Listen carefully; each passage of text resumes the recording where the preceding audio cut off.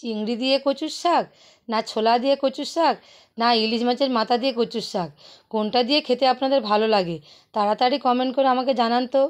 নমস্কার বন্ধুরা, কেমন আছেন আপনারা? আশা করি সবাই ভালো আছেন। আপনাদের কাছে নিয়ে এলাম আরেকটি নতুন ভিডিও। আজ আমি আপনাদের সঙ্গে শেয়ার করব চিংড়ি দিয়ে কচুর শাক। এই চিংড়ি দিয়ে কচুর শাকটা আমাদের বাড়ির সবাই খুব খেতে ভালোবাসে। এখানে আমি নিয়েছি কালো কচু। কচু কিন্তু দু রকমেরই হয়, একটা সাদা কচু আর একটা কালো কচু। কিন্তু কালো কচুটা খেতে খুবই সুস্বাদু আর টেস্টফুল হয়। এই কচুর শাকটা মূলত গ্রামীণ বাংলার খাবার ছিল, কিন্তু এখন এটা শহরে রেস্টুরেন্টে খুবই জনপ্রিয়। মূলত সব জায়গায় এটা খাওয়া যায়, পাওয়াও যায়। আপনারা দেখতে পেলেন আমি কচু শাকগুলোর ভালোভাবে আঁশ ছাড়িয়ে এই বালতির মধ্যে করে জল দিয়ে ধুয়ে পরিষ্কার করে একটা চুবড়িতে করে ছেঁকে তুলে নিচ্ছি। এগুলো কিন্তু আমার বাড়ির পাশেই হয়েছিল, সেখান থেকে নিয়ে আসা। এই আমি একটা ওভেনটা জ্বালিয়ে নিলাম আর একটা বড় অ্যালুমিনিয়ামের গামলা বসিয়ে তাতে কিছুটা জল দিলাম। এর মধ্যে আমি দিয়ে দেবো একটুখানি নুন। বেশ জলটা ভালোভাবে গরম হয়ে যাবে, ফুটতে থাকবে। তারপর আমি এর মধ্যে দিয়ে দেবো এই কচু শাকটা ঢেলে দেবো। বেশ এটা টকবক করে ফুটবে আর সিদ্ধ হয়ে যাবে। তাহলে কচু শাকটা খুব ভালোভাবে খেতে লাগবে আর গাল কিটাবে না, গলা ধরবে না। কিন্তু ঠান্ডা জলে যদি আপনারা কচু শাকটা সিদ্ধ করতে দেন তাহলে কিন্তু গাল কেটানোর সম্ভাবনা থেকে যায়। তাই এটা কিন্তু অবশ্যই মনে রাখতে হবে, জলটা বেশ ভালোভাবে গরম হয়ে যাবে, ফুটে উঠবে, তবে তার মধ্যে কচু শাকগুলো সিদ্ধ করতে দিতে হবে। এই দেখুন আমার কচু শাকটা কেমন সুন্দর সিদ্ধ হয়ে গিয়েছে। আমি এবারে একটা ফুটো ফুটো গামলার মধ্যে এটাকে জলটা ঝরিয়ে নিচ্ছি। সামনেই আমাদের রান্না পুজো আসছে, মানে মনসা পুজো, এই ভাদ্র সংক্রান্তিতে।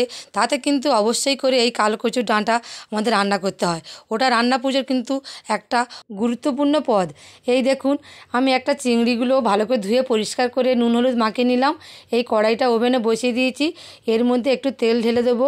তেলটা বেশ ভালোভাবে গরম হয়ে যাবে। তারপর আমি এই চিংড়িগুলো ভেজে তুলে নেব।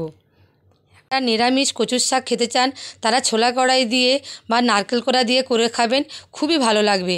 আমিও এর আগে কয়েকবার করেছি। আজকে আমার ফ্রিজে কিছুটা চিংড়ি ছিল, তাই ভাবলাম আমি চিংড়ি দিয়ে কচুর শাকটা রান্না করে থাকি। এই দেখুন চিংড়িটা আমার কেমন করে লাল লাল করে একটু ভেজে তুলে নিলাম। ওই কড়াইয়ের মধ্যে আবার আমি একটুখানি তেল ঢেলে দিলাম। তেলটা বেশ ভালোভাবে গরম হয়ে যাবে। তার মধ্যে আমি দিয়ে দেবো 5 ফোড়ন আর 2টো শুকনো লঙ্কা। বিভূতিভূষণ বন্দ্যোপাধ্যায়ের অশনি সংকেত গল্পটা তো আপনারা অবশ্যই পড়েছেন, জানেন।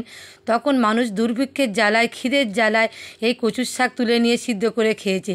আর এখন 2024 সালে এসে বড় বড় হোটেলে, রেস্টুরেন্টে এই কচুর শাক মানুষ কিনে খাচ্ছে। এই দেখুন আপনাদের সঙ্গে কথা বলতে বলতে ওই তেলের মধ্যে আমি আদা দিলাম, কয়েকটা কাঁচা লঙ্কা চেরা ছিল সেটাও দিলাম, দিয়ে কচুর শাকটা ঢেলে দিলাম। দিয়ে সব কিছু দিয়ে বেশ ভালোভাবে নাড়তে থাকবো। এর মধ্যে আমি দিয়ে দেবো 1/2 চামচ হলুদ গুঁড়ো, তারপরে দিয়ে দেবো একটুখানি জিরের গুঁড়ো, তারপরে আমি এর মধ্যে দিয়ে দেবো একটুখানি নুন। এই মশলাগুলো দিয়ে বেশ কচুর শাকটা বেশ ভালোভাবে নাড়তে হবে। এই দেখুন জল ঝরিয়ে নেওয়ার পরেও কতটা জল উঠেছে। তারপর আমি এর মধ্যে দিয়ে দিলাম 1 চামচ চিনি। এই দেখুন জলটাকে বেশ ভালোভাবে শুকনো করে নিতে হবে, নাহলে কিন্তু কচু শাকটা মুখে ভালো লাগবে না। বেশ আধা শুকনো মতন হয়ে গিয়েছে। তারপর আমি এর মধ্যে দিয়ে দিলাম আমার ভেজে রাখা চিংড়িগুলো। এগুলোকে দিয়ে আবার আমাকে উল্টে পাল্টে ভালোভাবে নাড়তে হবে। নেড়ে নেড়ে এই কড়াইয়ের জলটা একদম শুকনো করে নিতে হবে। এখনও জল রয়েছে, দেখতে পাচ্ছেন। কচু শাকের সিজন কিন্তু প্রায় শেষ হতে চললো। চারিদিকে বর্ষার সময় বেশ কিছুটা হয়েছিল, যে যার মতন সব কেটে নিয়ে গিয়েছে, খেয়েছে। আমাদেরও বেশ কয়েকবার রান্না হয়েছে। এই দেখুন আপনাদের সঙ্গে কথা বলতে বলতে কচুর শাকটা আমার কেমন সুন্দর শুকনো হয়ে গেল। আর লাস্টে নামানোর সময় আমি ওপর থেকে ছড়িয়ে দিলাম আর একবার জিরের গুঁড়ো। ব্যাস রেডি গরম গরম ভাতের সঙ্গে চিংড়ি দিয়ে কচুর শাক। তবে আর কি, তবে চলুন আজকে দুপুরে লাঞ্চটা সাজিয়ে ফেলি। গরম গরম ভাতের সঙ্গে চিংড়ি দিয়ে কচুর শাক খেতে খুবই ভালো লাগবে। আর তার সঙ্গে পাশাপাশি রেখেছিলাম আমি ডিমের ঝোল। এই দেখুন থালার পাশে আমি কচুর শাকটাই বেড়ে নিচ্ছি আর পাশে নিয়ে নিলাম 1 বাটি ডিমের ঝোল।